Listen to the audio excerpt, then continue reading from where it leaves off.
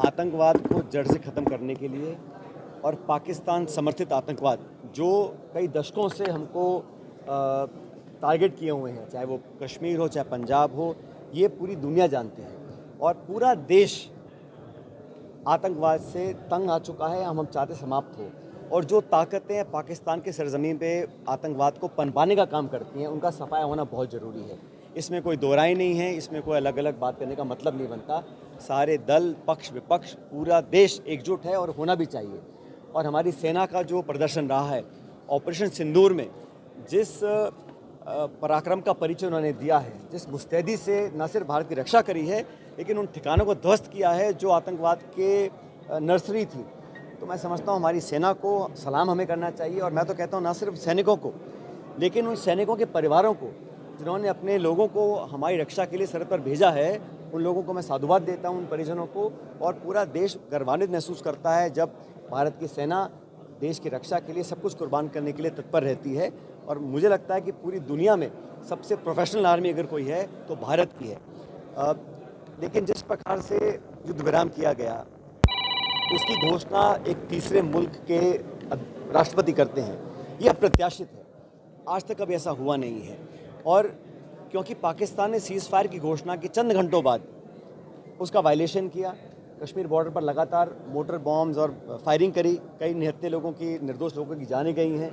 तो जिस देश से आपने समझौता किया है, क्या विश्वसनीयता है उसकी, क्या क्रेडिबिलिटी है कि आगे इस प्रकार के काम नहीं होंगे। और मुझे तो इस बात की भी चिंता है कि IMF ने अभी बहुत बड़ा लोन उनको दिया है और अमेरिका के राष्ट्रपति कहते हैं बहुत व्यापार करेंगे पाकिस्तान के साथ। जो संसाधन पाकिस्तान के पास हैं उसका वो दुरुपयोग नहीं करेंगे, इसकी क्या गारंटी है।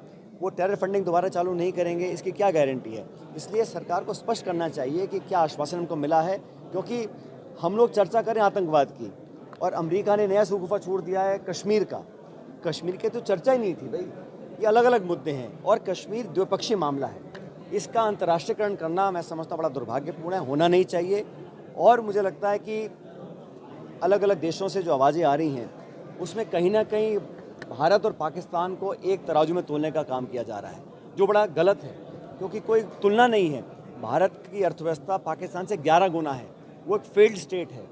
इमरान खान को जेल में डाला हुआ है, इलेक्टेड MPs को जेल में बंद किया हुआ है, ISI और पाकिस्तान आर्मी देश को चलाती है और वहाँ की जो सरकार है वो एक बड़ी कमज़ोर सरकार है। इसलिए उनकी विश्वसनीयता पर मुझे सवाल है। इसलिए सरकार को स्पष्ट करना चाहिए कि किन मापदंडों को देखकर, किन आश्वासनों को लेकर हम लोगों ने सीज़ फायर किया है।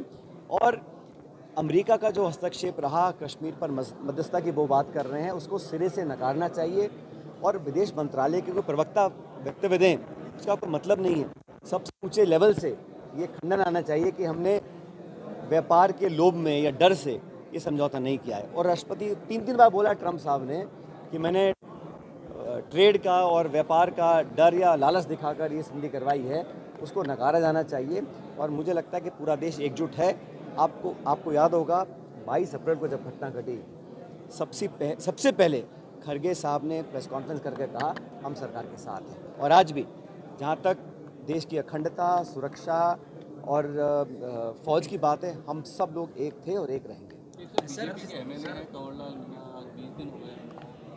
ये बड़ा दुर्भाग्यपूर्ण है। आप सबको याद है राहुल गांधी जी को ज़बरदस्ती उनकी सदस्यता रद्द करी गई थी और बिना किसी कारण करी गई थी।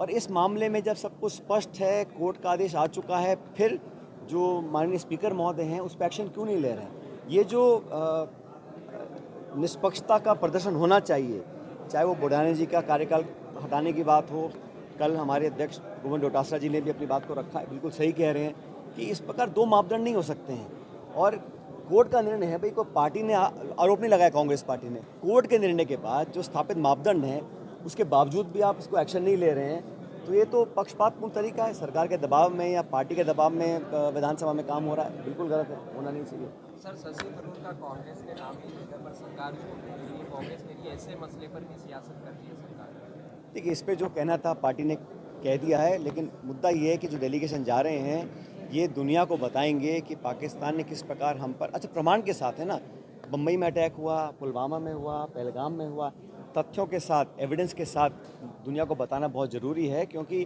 जो नैरेटिव है, चाइना ने खुलकर समर्थन किया पाकिस्तान का, आप कल्पना कीजिए।